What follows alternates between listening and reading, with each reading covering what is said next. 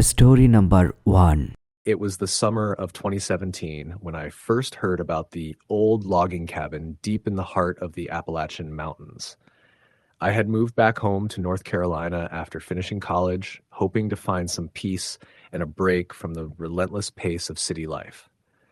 My family owned a small farmhouse near the foothills, and the mountains were just a few miles away, a perfect place to hike and reconnect with nature. I had always been fascinated by the stories my grandfather used to tell about the mountains, tales of old moonshine stills, lost hunters, and places where the veil between the living and the dead was thin. But one story in particular caught my attention: the tale of the Hollow Creek cabin. It was said to have belonged to a man named Jeremiah Larkin, a hunter and trapper who lived there alone in the early 1900s. Local lore said that after Jeremiah disappeared without a trace, strange things began happening around the cabin. Lights flickering at night, disembodied voices, and shadows moving just beyond sight. I didn't believe in ghosts, but the mystery intrigued me. One afternoon, after a long day working odd jobs around town, I decided to explore the area and see if I could find the cabin for myself. The directions I had were vague, passed down from a local man who claimed his great-grandfather had once worked with Jeremiah. He told me to follow the old logging trail, past the big rock shaped like a bear's head, then turn off near a fallen oak tree marked with an X carved into its bark.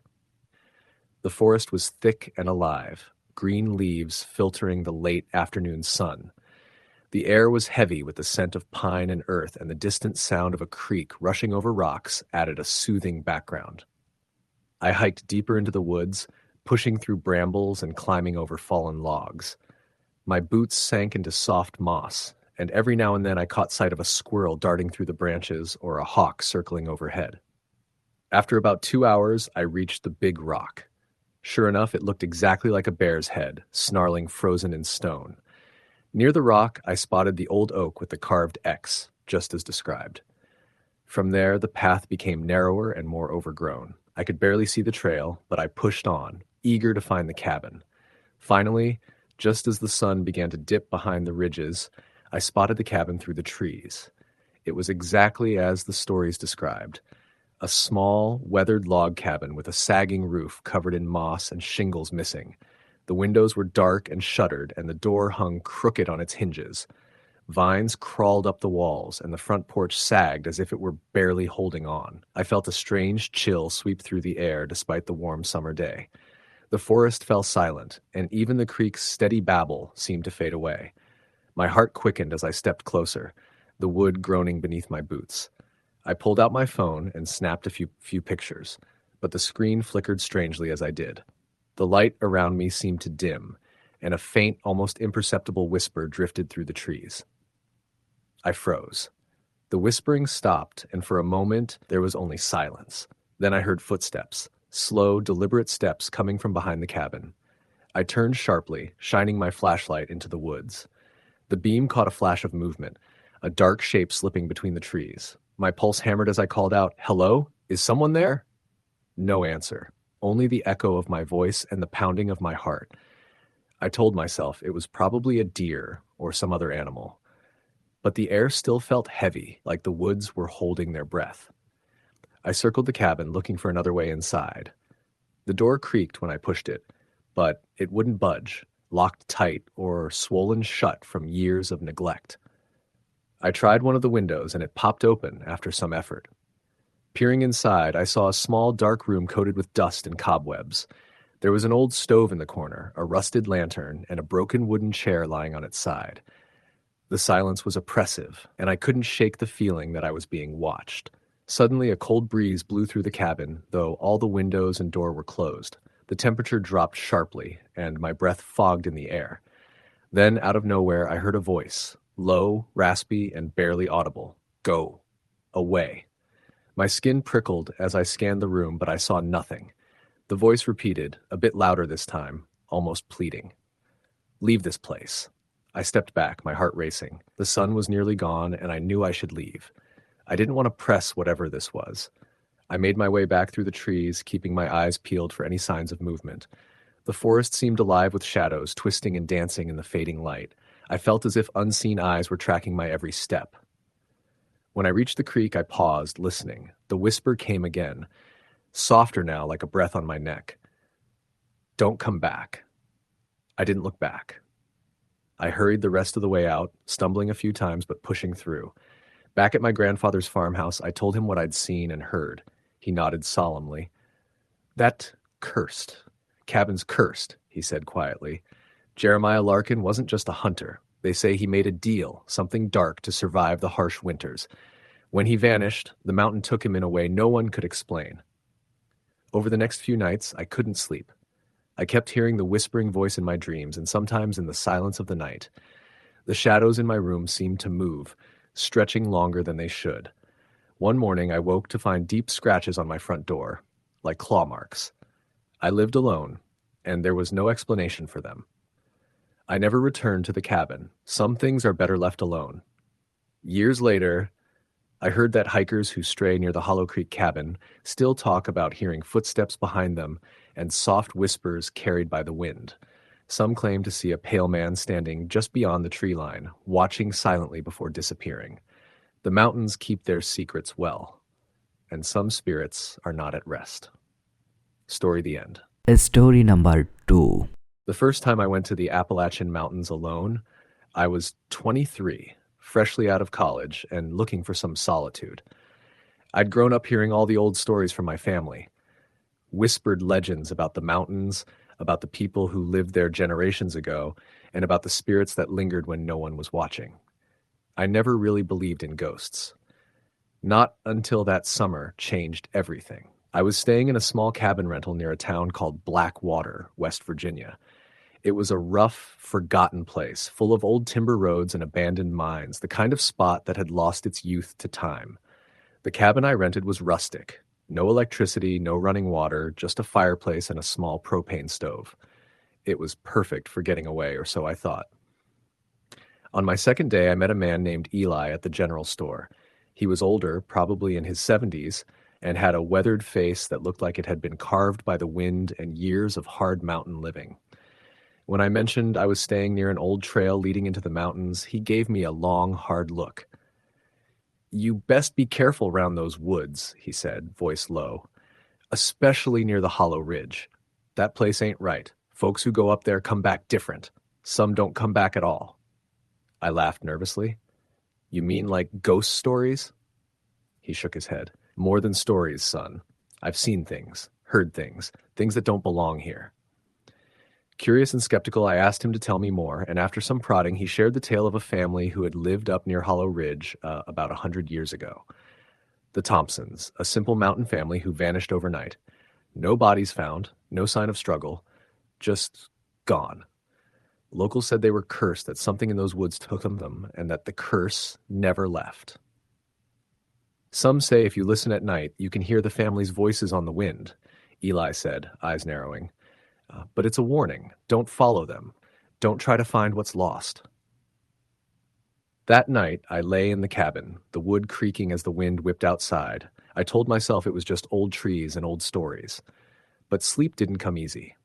Around midnight, I was woken by a faint whispering carried on the breeze, words I couldn't understand, but that chilled me to my bones. The next morning, I decided to hike up to Hollow Ridge. I wanted to see the place for myself. The trail was rough and overgrown, but the sun was warm, and the forest was alive with the smell of pine and earth. As I climbed higher, the trees grew twisted and gnarled, shadows pooling beneath their branches. Near the ridge, I found the ruins of an old cabin. Just a stone foundation, a rusted stove, and splintered wood. The place felt heavy, like the air itself was thick with sadness. I set up my camera and started taking pictures. Then I heard it. Footsteps behind me, slow and deliberate. I turned, but no one was there. The wind shifted, and the whisper came again, closer this time. "Leave." My heart raced. I wanted to believe it was the wind or an animal, but the voice was clear, desperate. I hurried back down the trail, but the feeling of being watched never left. When I reached the cabin later that evening, I saw a faint light flickering through the trees near the ridge, like a candle flame bobbing in the darkness. The nights that followed were worse. I heard footsteps circling the cabin, whispers just outside my window, shadows moving in the corner of my eye. Once I woke to find muddy footprints leading from the woods to my door, even though no one was there when I looked. On my last night, the whisper came again, this time all around me, rising and falling like the wind itself was speaking. Find us. Help us. I packed up at first light and left, my hands shaking. Back in town, I told Eli what I'd experienced. He nodded knowingly. They're trapped, poor souls, bound to that ridge, waiting for someone who can set them free. I never went back to Hollow Ridge, but sometimes when the wind is right, I still hear the whispers, carried on the mountain breeze, calling me back to a place where the past refuses to rest. Story the end. Story number 3. It was early autumn when I decided to take a break from the city and head into the Appalachian Mountains. My life had become a constant grind. The noise, the people, the relentless pace. I needed silence, space, and a bit of solitude to clear my head. My grandfather had left me a small cabin somewhere near the border of North Carolina and Tennessee, a place I'd visited only a few times as a kid, but never truly spent time in. When the opportunity arose, I packed my bags, turned off my phone, and drove deep into the mountains, far beyond any cell signal or convenience store. The drive itself was an ordeal. The roads narrowed, became steep and winding, twisting through dense forests of oak and hickory, their leaves already turning shades of fire and gold. Eventually, I reached a dirt lane marked only by a rusted sign with faded letters, Mill Creek Cabin. I turned down the path and soon found the cabin, nestled in a small clearing surrounded by towering pines and thick undergrowth. The cabin was older than I expected, built from roughly hewn logs, its roof sagging slightly under the weight of years and moss. It smelled of damp wood, old smoke, and the faintest trace of something metallic, almost like rust or dried blood. The windows were grimy but intact, and the door hung on creaking hinges that groaned as I pushed it open. Inside, the air was cold despite the late afternoon sun filtering in through cracks in the walls. Dust motes floated in the beams of light, settling over old furniture covered in white sheets, and a fireplace choked with ashes and cobwebs. I pulled back the sheets and found a threadbare sofa and a small wooden table, scarred with knife marks and what looked like old dried stains. As night fell, I lit a small fire in the hearth and settled into a creaky chair with a book.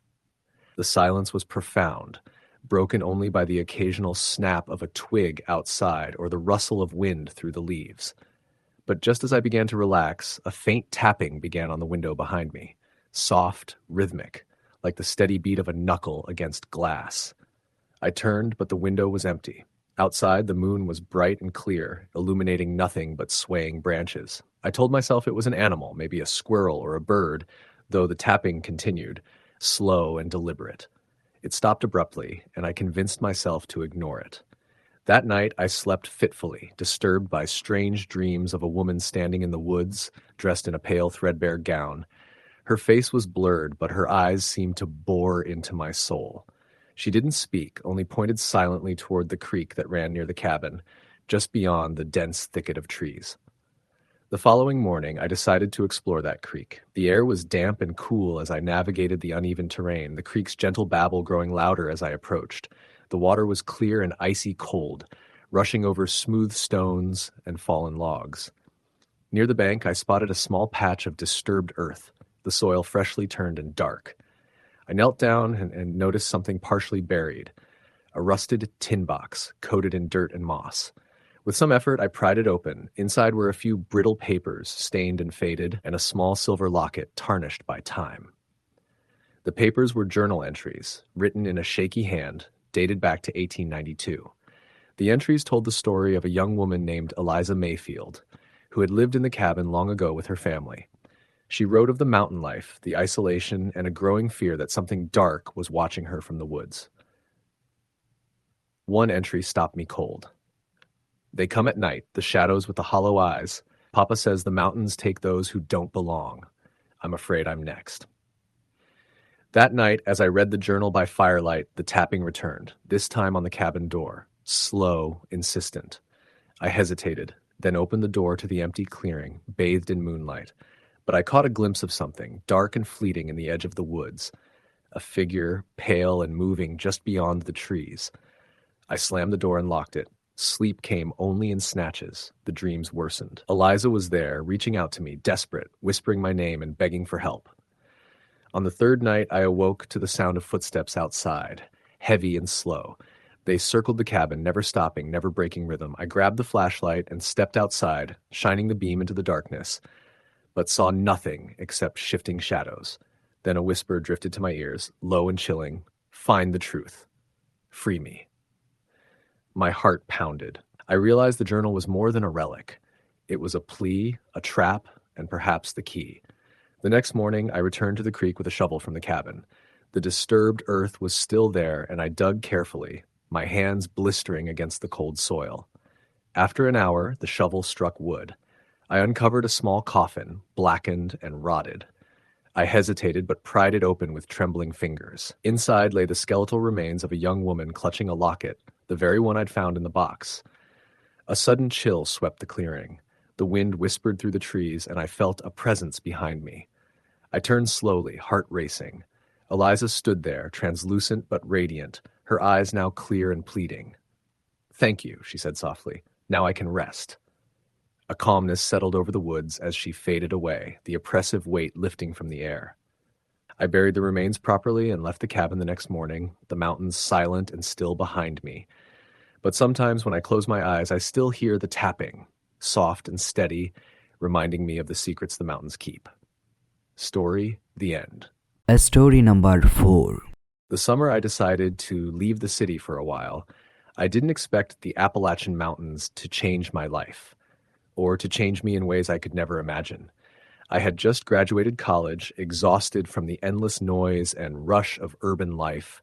So when I heard about a cabin for rent deep in the mountains of western North Carolina, I jumped at the chance.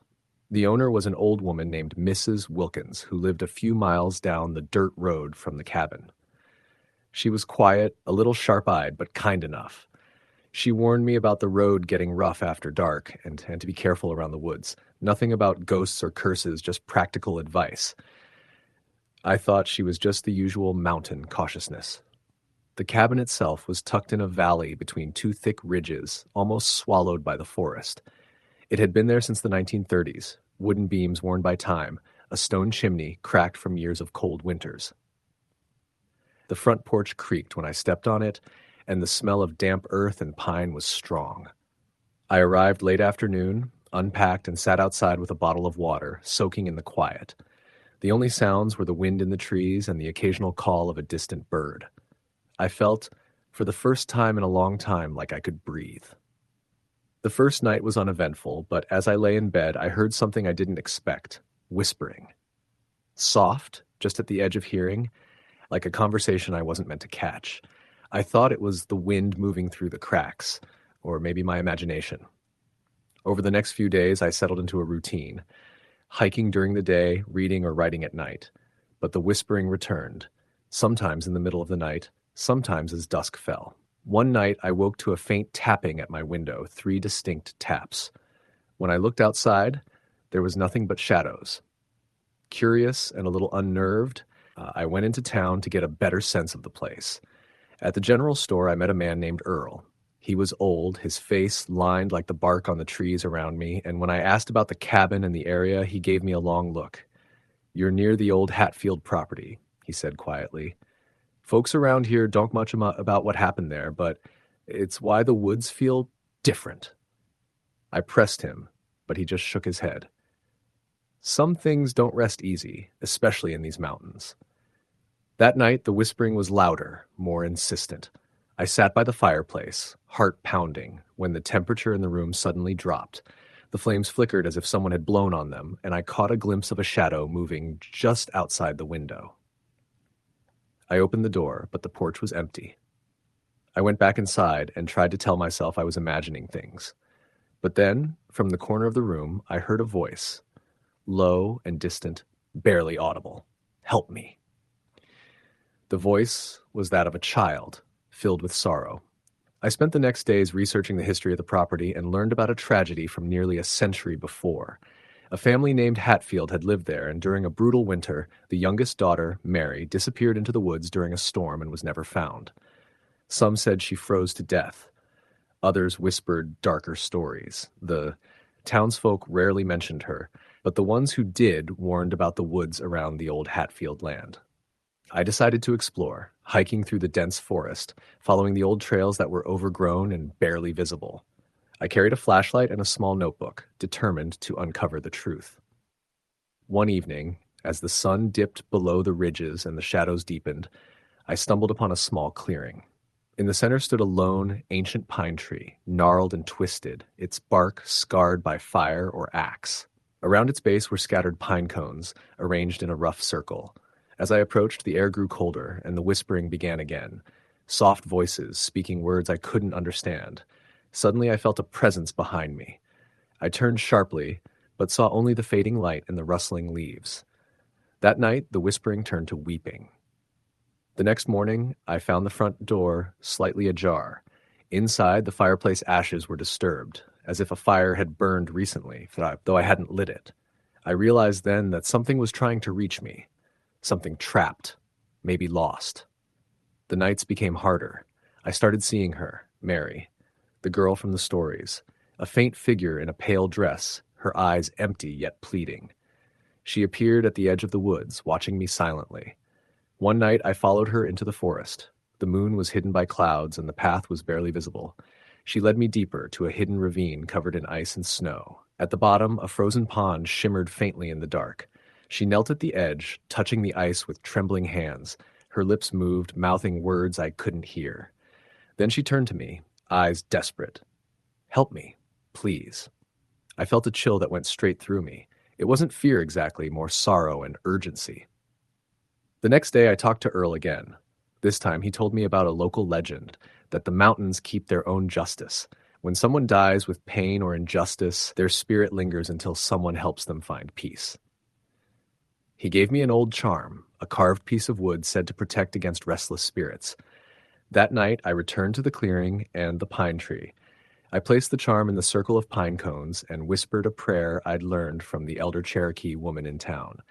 The air warmed slightly, and for the first time in days, the whispering ceased. When I looked up, Mary was there, but her eyes were different. Calm, grateful. She smiled faintly and faded away. The cabin felt lighter, the oppressive weight lifted. I stayed in the mountains for a few more weeks, and though the quiet settled, I never forgot the nights when the forest spoke and the girl who asked for help. The Appalachian Mountains hold their secrets tightly. Some are dark, some sorrowful, but all are real. And sometimes they reach out to those willing to listen. Story, the end. Story number 5. The Appalachian Mountains have always been a place where the past clings to the present, where the line between the living and the dead can feel disturbingly thin. I never believed in ghosts or anything supernatural growing up, but the summer I spent working as a trail guide in those remote hills changed everything. The story I'm about to tell you isn't just a campfire tale. It's something I lived through, and it haunts me still. My name is Ryan, and in the summer after college, I took a job with a small outfit that offered guided hikes through the more isolated parts of the Appalachians, near the Tennessee-North Carolina border. The pay wasn't great, but the solitude and scenery made it worth it. The trails I led were rarely trafficked, old logging paths mostly reclaimed by forest, but still passable with some effort. I was warned by the company to be careful about hiking near a place locals called Whisper Hollow, a secluded valley deep in the mountains with a dark reputation. The name itself set off warning bells. Whisper Hollow was known in local lore as a place where people went in and never came out, or if they did, they were never the same again. Stories passed down from generations spoke of a figure called the Hollow Man, a restless spirit bound to those woods, said to claim lost souls and wander among the fog. I thought it was just superstition until one late July afternoon when everything changed. That day, I was leading a small group of hikers through the forest near the edge of Whisper Hollow. The weather was humid and thick with that oppressive summer heat, but the forest canopy provided a welcome respite. The trail was rugged and tangled with roots, the kind of path where every step had to be watched carefully. As we descended toward the hollow, the atmosphere shifted.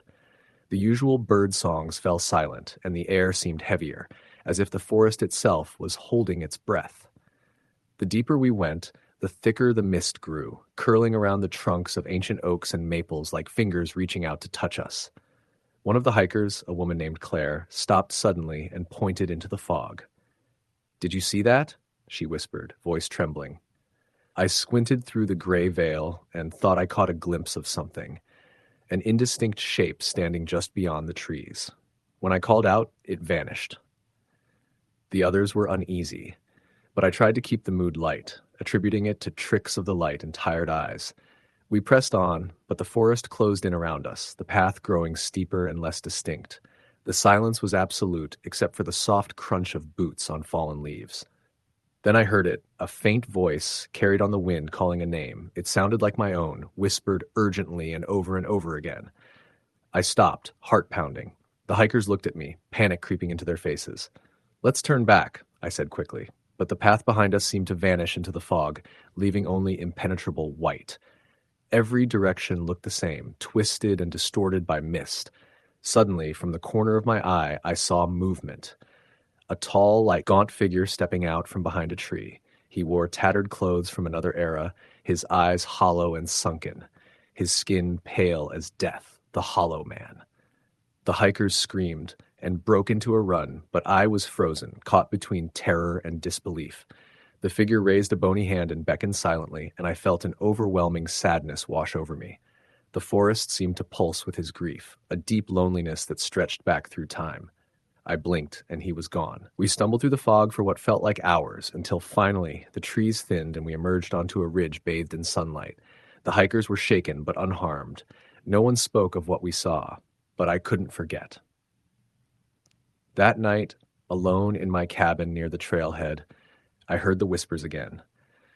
Soft voices calling from the woods, the sound of footsteps pacing just beyond the window. I locked the door and tried to convince myself it was the wind or animals. The next morning, determined to understand, I visited the local library and dug through old records and newspaper clippings. Whisper Hollow had a history of disappearances dating back more than a century. One article described a logging crew in the 1920s who vanished without a trace after disturbing an ancient burial ground. Locals believed the Hollow Man was the restless spirit of a wronged man, bound to protect the forest from trespassers. Armed with this knowledge, I returned to the Hollow, intent on paying respect at the burial site described in the records. The place was marked by a circle of ancient stones, worn by time and moss, nestled in a clearing.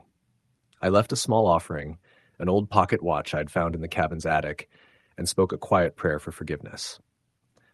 That night, the atmosphere shifted. The oppressive presence lifted, replaced by a gentle calm. For the first time, I felt like the forest was at peace. I left the Appalachian Mountains soon after, but the memory of the Hollow Man and the haunted Whisper Hollow stayed with me. Sometimes, late at night, I can still hear that soft whisper calling my name, carried on the wind. Some places in the mountains aren't just land and trees. They're the resting place of souls who never left, waiting for someone to listen. Story the end. Story number 6. The Appalachian Mountains are a place of deep shadows and old secrets, where the trees have watched over the land for centuries, and the wind carries whispers from long ago. I never believed in ghosts or spirits, not until I spent that one terrible summer living deep in those mountains, in a place called Old Pine Hollow. I was 23 then, fresh out of college and looking for some kind of summer job. Something outdoorsy, something away from the city noise. I'd always loved hiking and camping, so when I found an ad looking for a caretaker at a remote hunting cabin in the Appalachians, I jumped on it without much thought. The cabin belonged to a small, tight-knit family who owned some land on the edge of the national forest. They wanted someone to watch over the place, keep it tidy, and report any trespassers during the off-season. Easy money, or so I thought. I arrived in early June, driving a battered old pickup truck loaded with a few supplies. The cabin was nestled at the bottom of a narrow valley, surrounded by towering oaks and maples. A small creek ran nearby, its water cold and clear. At first, it was perfect, quiet, peaceful, the kind of solitude I craved. The first few days were uneventful. I chopped firewood, cleaned the cabin, and explored the trails. But then I started noticing things. Little things at first: a misplaced tool, the faint scent of smoke when no fire was burning, soft footsteps outside the window at night. I tried to tell myself it was animals, or maybe the wind playing tricks. One evening, as I sat on the porch watching the sun dip behind the ridges, I saw a figure far across the creek. A man in old-fashioned clothes standing motionless under a big pine tree. He looked like he belonged to another century, with a wide-brimmed hat and a worn jacket. I blinked, but when I looked again, he was gone. I chalked it up to a trick of the light or exhaustion. That night, the feeling of being watched grew stronger. The wind seemed to carry faint whispers, almost like a voice calling my name. I shook it off, but sleep was uneasy. The cabin's old wooden floor creaked and groaned, and every shadow seemed alive. A few days later, I decided to explore a trail leading up the mountain behind the cabin. The path was narrow and overgrown, twisting between ancient trees covered in moss. The deeper I went, the thicker the fog became, swirling low like a ghostly river. Then I saw it, an old stone marker, half covered in ivy. A rough carving was etched into the rock. Here lies Jeremiah Ford, 1872. The name sounded familiar. Back at the cabin, I found a faded diary tucked away in a drawer. It belonged to a Jeremiah Ford, a logger who'd lived here during the late 1800s. The diary was cryptic, but spoke of strange occurrences in the woods, of voices in the mist, and men disappearing without a trace. One entry caught my eye. They say the mountain takes what it wants. Last night the Hollow Man came. I heard his footsteps by the creek, cold as death. He calls for lost souls, and none who hear survive the night. I dismissed it as folklore, but a knot tightened in my stomach. That night, the cabin felt colder than usual. I heard the creek's water bubbling close by, then the unmistakable sound of footsteps crunching leaves outside the window. I grabbed a flashlight and crept to the porch. The beam swept across the fog, revealing nothing but swaying branches. Then, from the edge of the woods, I saw a flickering light, like a lantern moving slowly toward me. The figure was faint but unmistakable. The man I'd seen days earlier, with the old hat and worn jacket. "Who's there?" I called, voice trembling. No answer. The light bobbed closer, then vanished behind the trees. I didn't sleep that night. When dawn finally broke, I packed a small bag and headed up the mountain, determined to find the truth. The trail grew steeper and rougher, the fog clinging like a shroud. Hours passed and the forest grew silent. No birds, no rustling leaves, just a heavy stillness that pressed down on me. Then I saw a clearing. In the center stood a large rock, engraved with strange symbols I didn't recognize. Around it were scattered bones, bleached white by time.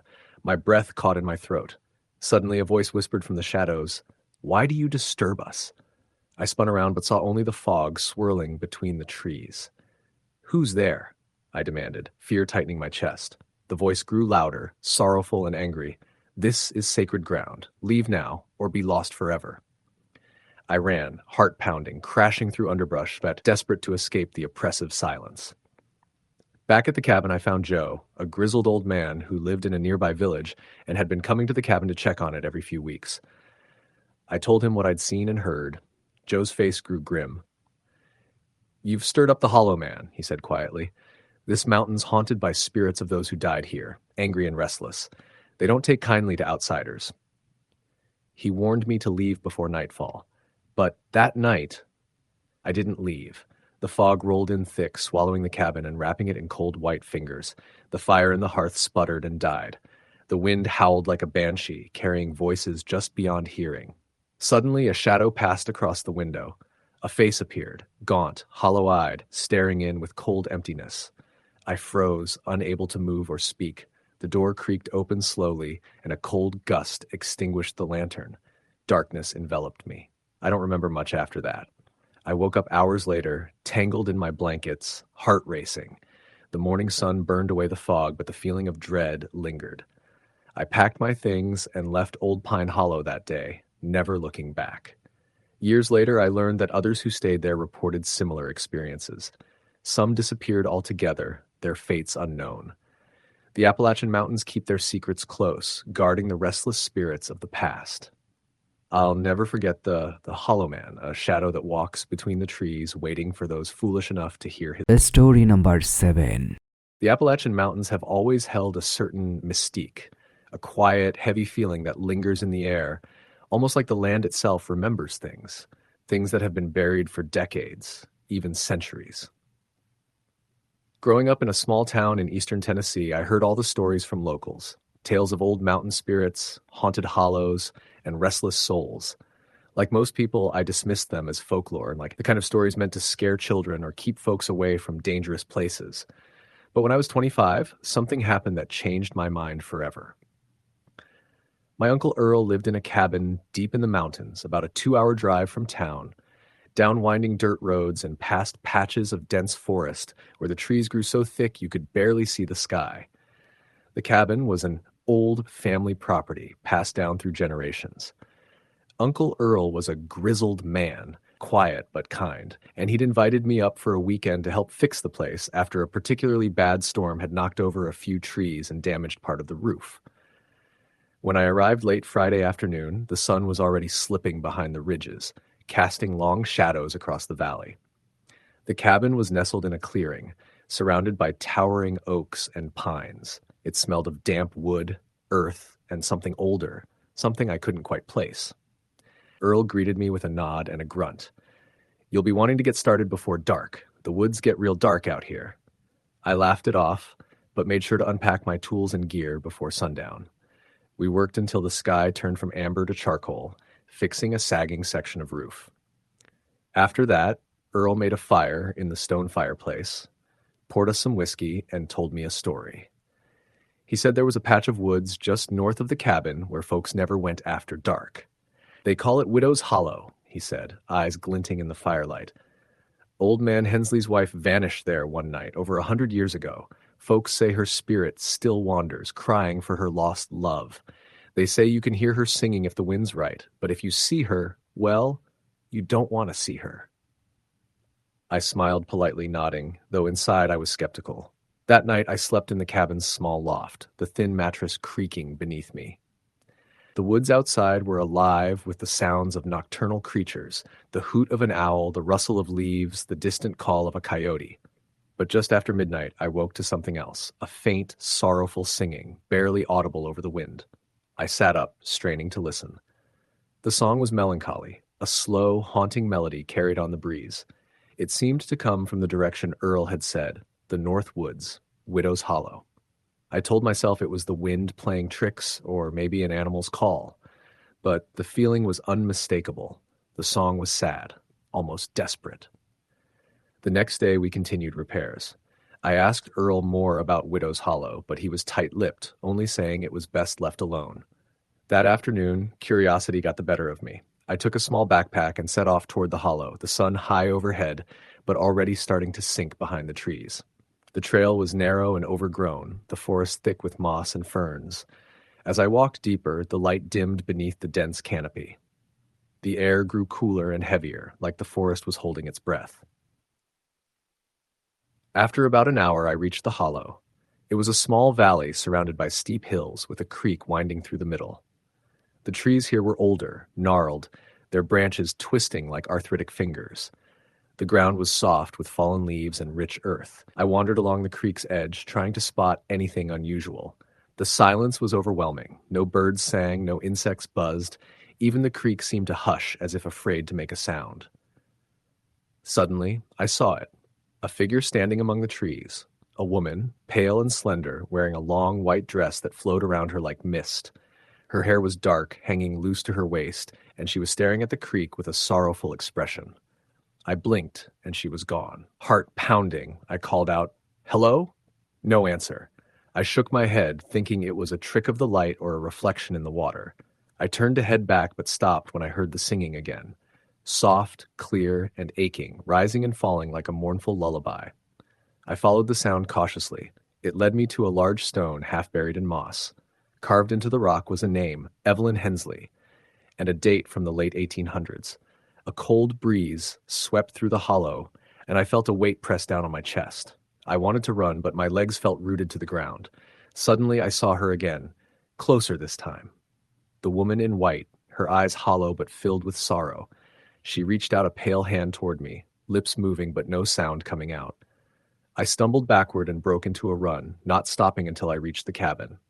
That night the singing came again, closer now, almost beneath my window. The tapping started too, soft knocks on the cabin walls, the windows, the door. I tried to sleep, but couldn't.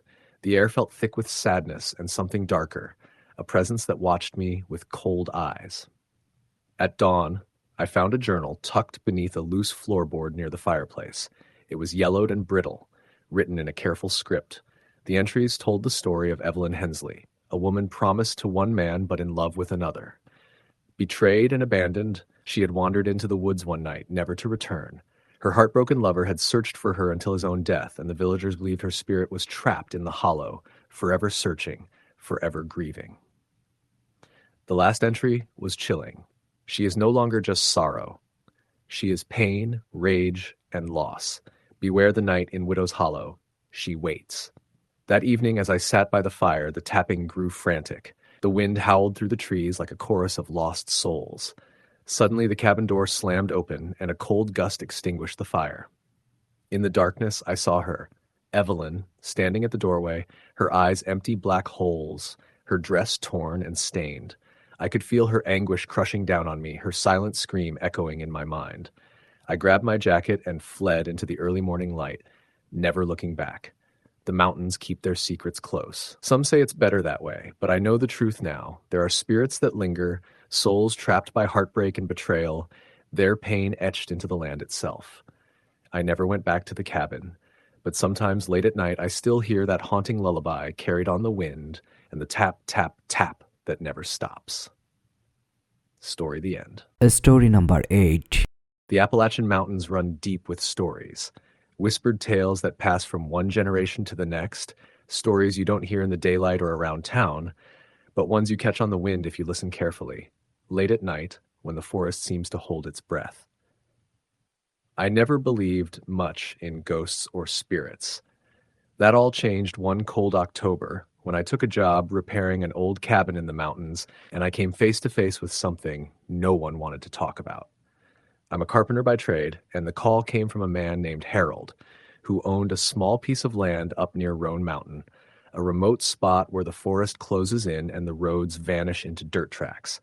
The cabin was a family inheritance, a place no one had lived for decades, but Harold wanted to fix it up for his retirement. He hired me to handle the work, and I was excited.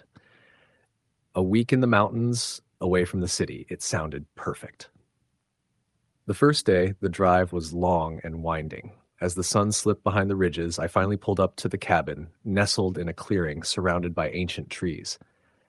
The place looked weathered but solid, the kind of rustic shelter that spoke of hard winters and harder lives.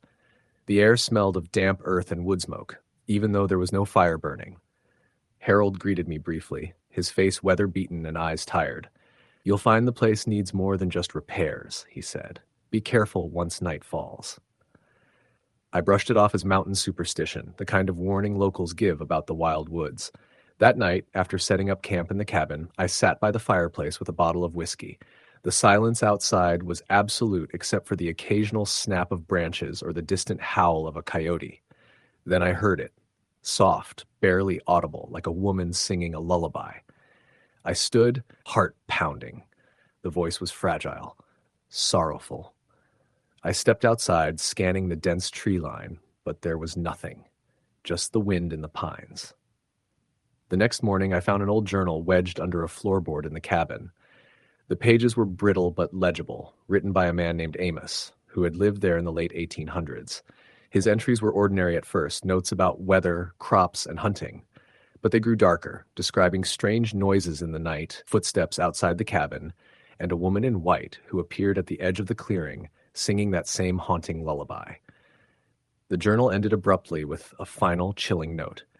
"She waits for him still, and I fear the mountain will claim us all." Curious and a little unsettled, I decided to explore the woods the next day, following a faint trail Amos mentioned near a place called Widow's Bend, named for a woman who vanished there long ago. As I walked deeper, the forest grew denser, the light dimmer beneath the thick canopy. The air grew heavy, and an eerie silence settled, as if the forest was holding its breath. At the bend in a creek, I found a small, weathered stone with a name carved into it, Lydia. Nearby, a faded ribbon was tied to a tree branch, fluttering despite the stillness. As I reached out, I heard the lullaby again, closer, clearer. Suddenly, the temperature dropped sharply. A figure emerged from the mist, a woman in a tattered white dress, her face pale and eyes hollow, lips moving without sound. I froze, unable to move as she reached toward me, her presence filling the air with despair. Then, just as quickly, she vanished. I ran back to the cabin, my hands shaking. That night, the tapping started. Light knocks on the cabin walls, the windows, and the door. 3 taps. Pause. 3 taps again, over and over, relentless. Sleep was impossible. I stayed awake by the fire, clutching Amos's journal, feeling the presence grow heavier with each passing hour. The final night, the woman appeared inside the cabin, standing at the foot of my bed, her hollow eyes filled with endless sorrow. She whispered my name, a breath of cold air brushing my cheek. I fled into the woods, not stopping until the first light of dawn.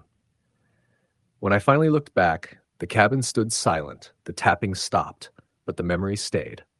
A reminder that some mountain spirits never rest, bound forever by heartbreak and waiting for a peace they'll never find. I never returned to that cabin, but sometimes when the wind howls just right, I swear I hear the lullaby carried on the Appalachian breeze. Story the end. Story number 9.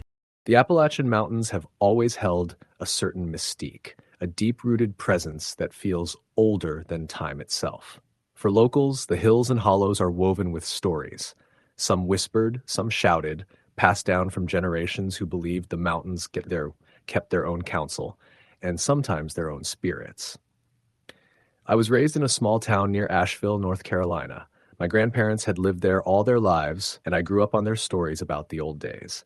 Some were charming tales of moonshiners and folk remedies, but others carried a darker tone, accounts of vanished people, strange lights, and voices on the wind that belonged to no one alive. I didn't pay much attention to those until the summer I was 24, when I went on a hiking trip that I still can't shake from my memory. It started out as a simple plan, 3 days alone in the backcountry near the Shining Rock Wilderness. I wanted to escape, to clear my head after a rough year. I packed my gear, told my folks where I'd be, and set out early in the morning. The trail was rough but beautiful, winding through dense forests of oak and hemlock past clear mountain streams. The air was cool and smelled of damp earth and pine needles. On the first day, I made good progress, setting up camp near a small creek just before dusk. As I was starting a fire, I heard something, a faint tapping, like footsteps on dead leaves, but slower, deliberate. I froze, listening. The woods seemed to hold their breath. I called out, but no answer came. When I looked toward the sound, all I saw were shadows shifting in the twilight. The next morning, I decided to follow a less traveled path, hoping it would take me to a scenic overlook my grandfather had mentioned once. The trail narrowed and became harder to find, overgrown with brush. As I pushed through, I came across a series of old weathered markers, carved wooden stakes with faded initials and dates from over a century ago. Curiosity drew me deeper until I reached a clearing. There, nestled among moss-covered rocks and tangled roots, was the foundation of a small cabin, long collapsed and reclaimed by the forest. An iron stove lay on its side, rusted through, and scattered around were shards of broken pottery and rusted tools.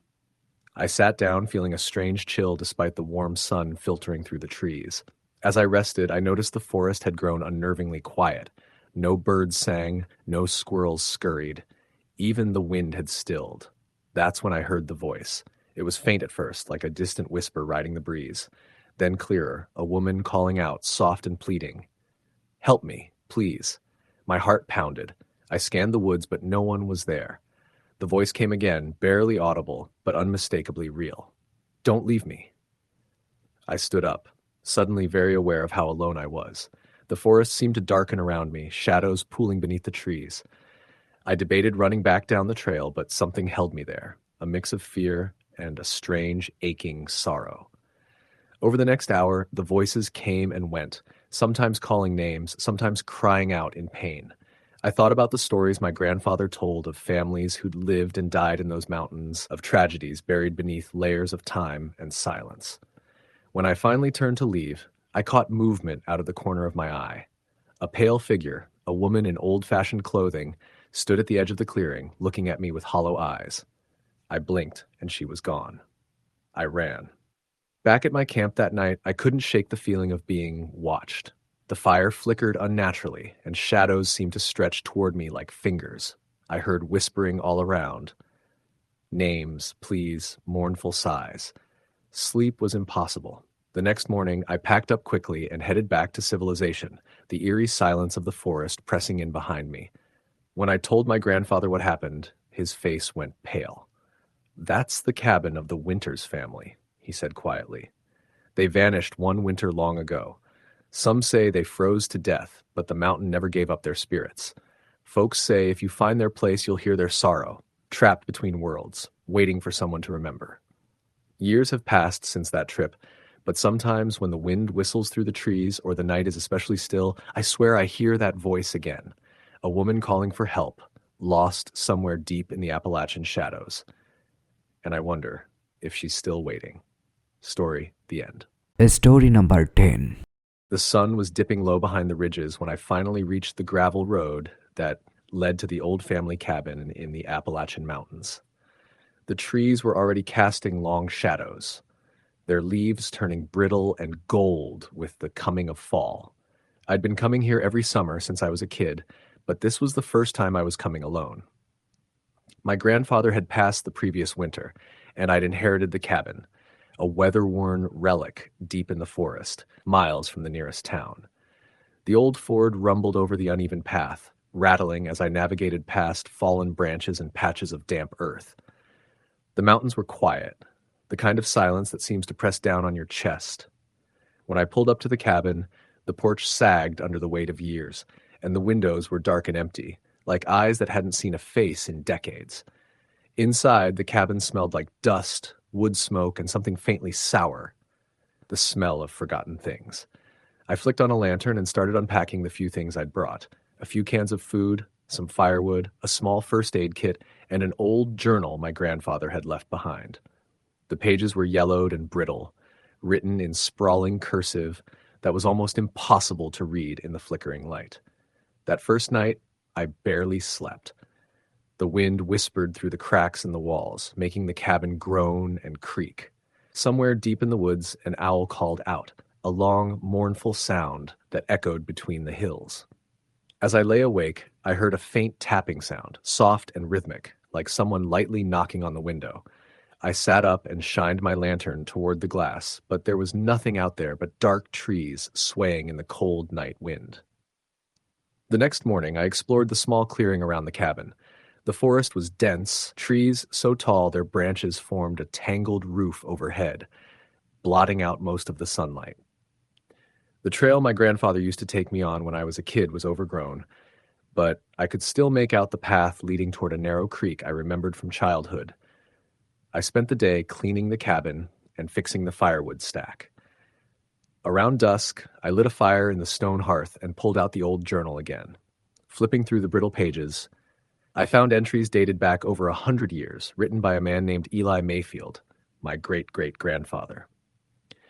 Eli's journal was mostly about the hardships of mountain life, harsh winters, poor crops, and the constant struggle to keep the family fed and warm. But as I read further, the entries grew darker. He wrote of a sickness that had swept through their small settlement, taking neighbors and kinfolk alike. And then there were mentions of strange happenings. Whispers in the night, shadows moving beyond the firelight, and a presence that seemed to linger just out of sight. One passage caught my eye. The woods grow restless. Some say the old ones watch from the hollows, waiting for the time to come when they will claim what is theirs. I fear for my family, for the children especially. The mountain is not kind to those who forget its old ways. I shivered, closing the journal as the wind moaned louder outside. As night fell, the tapping returned, this time louder, closer. It moved from the window to the wooden walls, a steady, deliberate rapping that echoed through the quiet cabin. I grabbed my lantern and circled the room, checking each window and door, but there was no sign of any animal or person. Then a sudden coldness filled the room. My breath fogged in the lantern light, and the hairs on my arms stood on end. The tapping stopped. Outside, a low, guttural sound rolled through the forest, something between a growl and a moan. I stepped outside, heart pounding, and scanned the tree line. The moon was a pale sliver in the sky, barely lighting the dark shapes of the trees. For a moment, I thought I saw a figure standing just beyond the edge of the clearing, a woman in a tattered dress, her long hair hanging loose, her face pale and indistinct. I blinked, and she was gone. That night, I barely slept. I kept hearing whispers, words I couldn't quite make out, coming from the shadows in the corners of the room. At one point, I was sure I felt a hand brush against my shoulder, cold and clammy. I snapped awake, but I was alone. The following day, I decided to hike deeper into the forest, following an old trail Eli had marked in his journal. He'd written about a place called Widow's Hollow, a narrow valley where the land dipped sharply, and the trees grew so thick the sunlight never reached the ground. I found the hollow by mid-afternoon. It was eerily silent there, the kind of quiet that made your ears ring. The air was damp, and the smell of rotting leaves filled my nose. At the bottom of the hollow, I saw a small stone marker, half covered by moss and vines. I cleared away the growth and read the faded inscription, "In memory of Mary Mayfield, lost to the mountain, 1887. I knelt beside the marker, running my fingers over the worn stone. As I did, I noticed something glinting in the dirt nearby, a small silver locket, tarnished with age. I picked it up and opened it carefully. Inside was a faded photograph of a young woman, her eyes haunting and full of sorrow. Suddenly, a chill swept through the hollow, and I felt a presence behind me. I spun around, but there was nothing, only the shifting shadows between the trees. I tucked the locket into my jacket and hurried back toward the cabin, the sense of being watched growing stronger with every step. That night, the cabin felt oppressive, the walls closing in around me. The tapping started again, louder and more urgent, accompanied by a low humming that seemed to vibrate through the floor. I could swear I heard footsteps pacing the porch outside, slow and heavy. Unable to bear it, I stepped outside, the cold air cutting through my jacket. The forest was dark and still, but from the edge of the clearing came a faint, sorrowful song, a woman's voice, soft and mournful. I followed the sound to the edge of the woods, where the trees opened onto a small clearing bathed in moonlight. There, standing beneath a gnarled oak, was the figure again, a pale woman in a tattered white dress, her eyes hollow and filled with pain. "Help me," she whispered, reaching out a trembling hand. "Find me." I nodded, though I wasn't sure what I could do.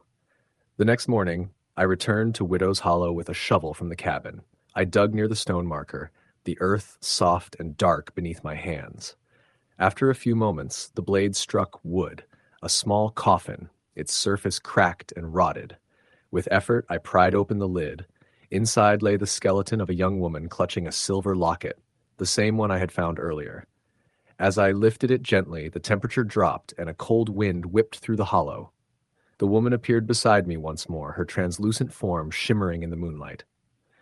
"Thank you," she said softly. "Now I am free." She faded into the night, leaving behind only the sound of the creek bubbling nearby. When I returned to the cabin, the air felt lighter, the oppressive atmosphere lifted. The tapping ceased, and the forest was silent but peaceful. I stayed one more night, sleeping soundly for the first time in days. At dawn, I packed my things and locked the cabin door behind me. As I drove away from the mountains, I glanced back once more.